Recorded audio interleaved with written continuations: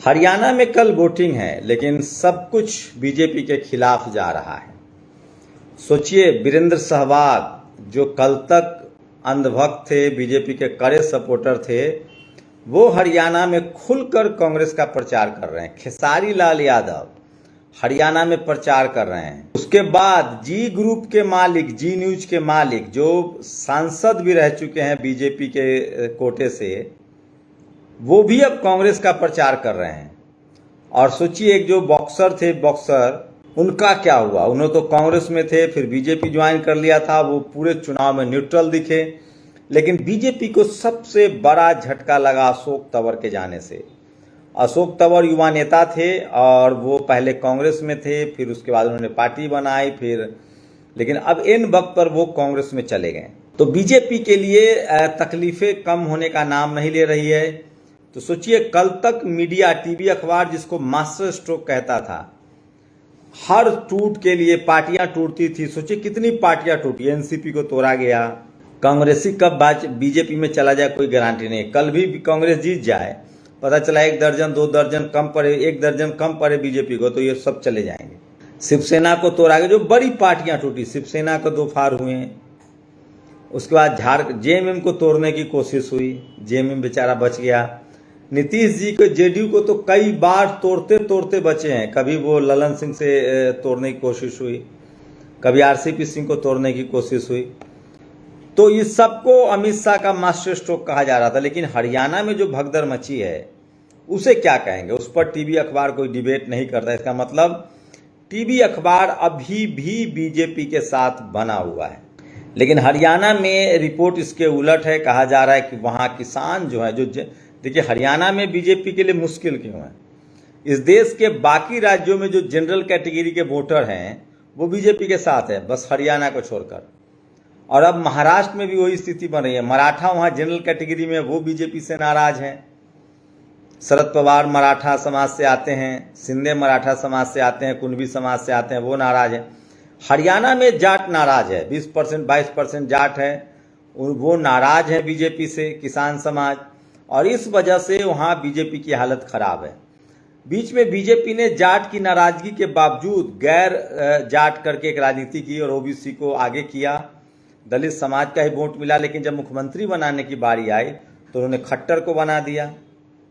10 साल लगभग खट्टर मुख्यमंत्री रहे। इन वक्त पर जब बीजेपी को लगा कि अब हमारा काम नहीं चलेगा, तब बीजेपी ने एक ओबीसी को सीएम बना दिया। 6 महीना से ज्यादा नहीं हुए हैं। उसके बाद भी वहां जनरल वोटर में, लेकिन जनरल कैटेगरी में ठाकुर समाज का वोट, ब्राह्मण समाज का वोट बीजेपी के साथ बना हुआ है। लेकिन सबसे बड़ा फैक्टर वहां जनरल में जाट समाज के लोग 20% हैं, तो एससी समाज, दलित समाज जो है वहां 20 से 22-25% तक वोटर है। पंजाब के बाद हरियाणा दूसरे नंबर पर एससी समाज की संख्या में। वो लगातार उसकी बीजेपी ने अनदेखी की। वो बीजेपी के साथ आया था क्योंकि कांग्रेस के हुड्डा सरकार में दलितों पर चुन चुन कर अत्याचार हुए थे। मिर्चपुर कोई नहीं भूला है, बबली बालाकांड कोई नहीं भूला, लारा की हत्या कोई नहीं भूला।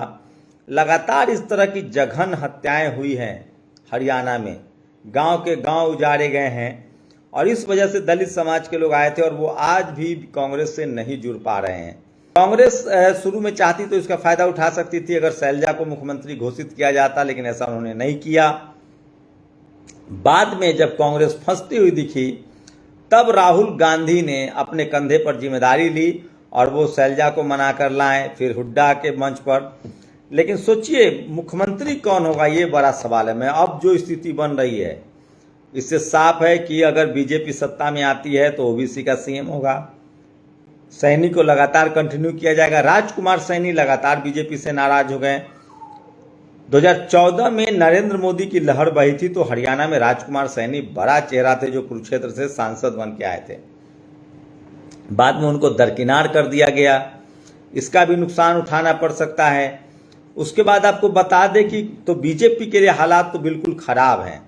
रही बात कांग्रेस की, तो कांग्रेस का अतीत पीछा नहीं छोड़ रहा है। कम से कम कांग्रेस बैकफुट पर नहीं होती अगर शैलजा कुमारी को मुख्यमंत्री घोषित किया जाता या कोई और दलित पिछड़े नेताओं को आगे लाया जाता हुड्डा फैमिली एक बड़ा फैक्टर है कांग्रेस के खिलाफ, और उसको ओबीसी और एससी समाज के लोग जिस तरह से उनके अधिकार छीने गए और जिस तरह से जातिवादी हिंसा हुई, उस वजह से लोग नाराज हैं। अब देखिए 10 साल बाद कितनी नाराजगी दूर होती है, क्योंकि 10 साल में आरक्षण बहुत लूटा गया है, एससी एसटी ओबीसी के अधिकार नहीं मिले हैं, ये भी बात फैक्ट है।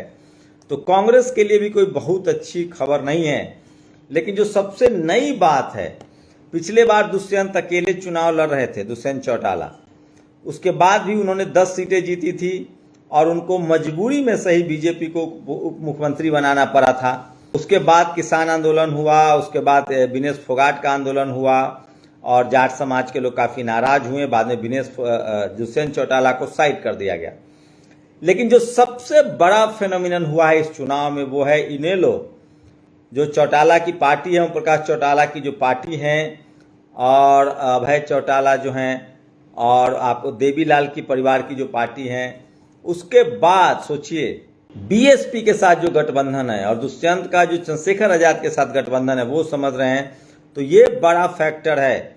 और 10 से 15 सीटें भी अगर ये दोनों निकालते हैं, 10 सीटों का अनुमान लगाया जा रहा है कि बीएसपी गठबंधन और जो इनेलो है, इंडियन नेशनल लोक दल, वो अगर गठबंधन करके 10 सीटें निकाल लेती है तो मिलीजुली सरकार होगी।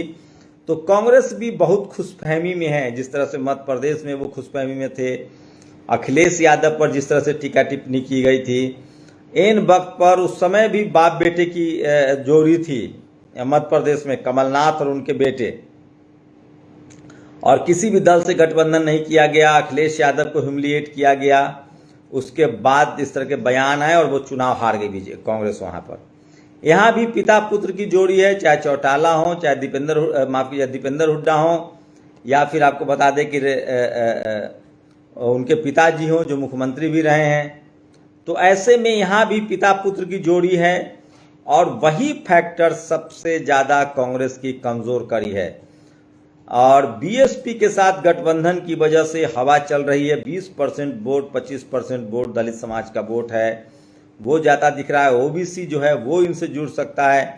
टिकट उन्होंने शानदार तरीके से बांटे हैं। हरियाणा में राजनीतिक इच्छा शक्ति भी लोगों की काफ़ी, पैसा है वहाँ, संसाधन है, लोग राजनीति में अब आना चाहते हैं, तो ये बड़ा फैक्टर है। लेकिन सबसे बड़ा फैक्टर ये भी है कि इस चुनाव से बहुत चीज़ें साफ हो जाएंगी। क्या राहुल गांधी बड़ी लीड की तरफ बढ़ रहे हैं, ये पता चल जाएगा। क्या 2024 के लोकसभा चुनाव के बाद ये बड़ा चुनाव है। 2024 में जिस तरह से बीजेपी ने 400 पार कहा था, 241 पर बीजेपी टिक गई। नरेंद्र मोदी के गठबंधन में चंद्रबाबू नायडू और नीतीश कुमार हैं और चिराग पासवान।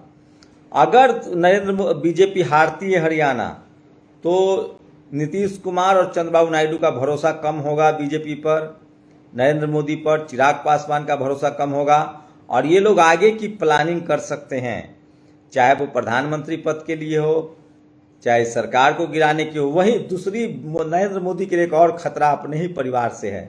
आरएसएस का दबाव और बढ़ जाएगा कि पार्टी पर आपका नियंत्रण नहीं रहेगा, हम किसी और को अध्यक्ष बनाएंगे, ये भी बढ़ सकता है।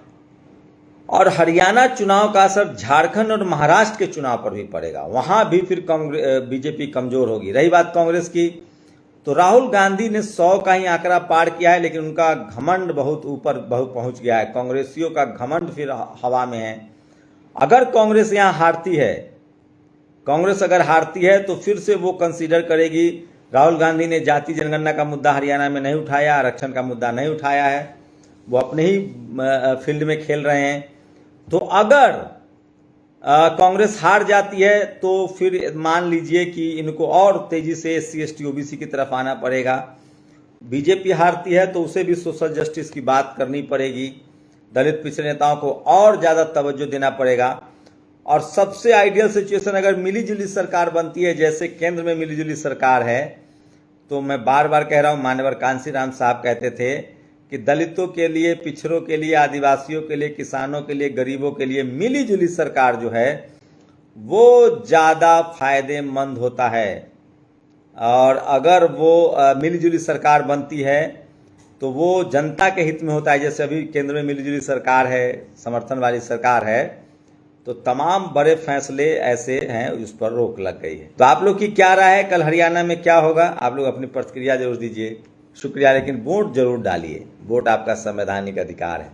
नेशनल दस्तक की आपसे गुजारिश है कि अगर इसको बचाना चाहते हैं तो नेशनल दस्तक को सब्सक्राइब करने के लिए रेड कलर के सब्सक्राइब बटन को दबाएं, फिर बेल आइकन की घंटी दबाएं।